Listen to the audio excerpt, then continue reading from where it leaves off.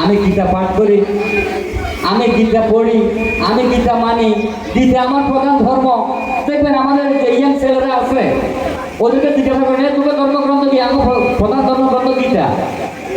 শ্রেষ্ঠ ধর্মগ্রন্থ কি? গীতা।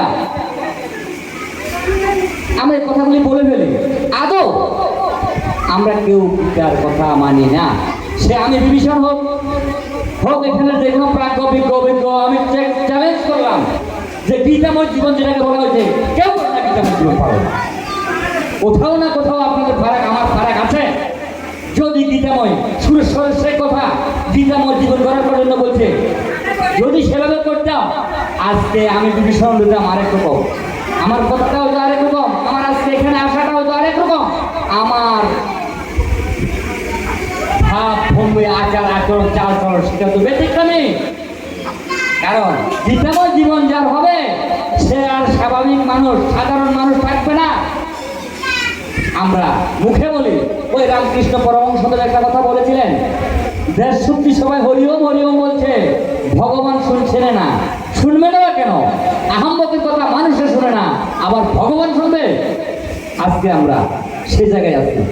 আমরা লক্ষ ঘন্টা গীতা পাঠ করি, হাজার ঘন্টা গীতা পাঠ করি, শত ঘন্টা গীতা পাঠ করি, কিন্তু গীতা পাঠই করি, গীতাময় যে জীবন সেটা আমরা কেউ করি না। শুধু সজ্জনবৃন্দ, এই স্বামীজি সুরেশ্বরানন্দ পুরী গুরু মহারাজ এই যুগে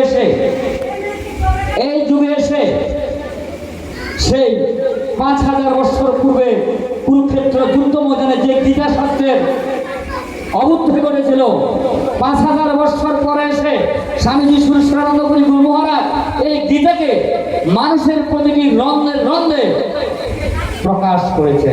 তার আগে কেউ করে নাই। এমন কোনো ধর্মসভা হয় না গীতাকে নিয়ে, এমন কোনো যজ্ঞ হয় না গীতাকে নিয়ে, এমন কোনো কথা হয় না গীতাকে নিয়ে।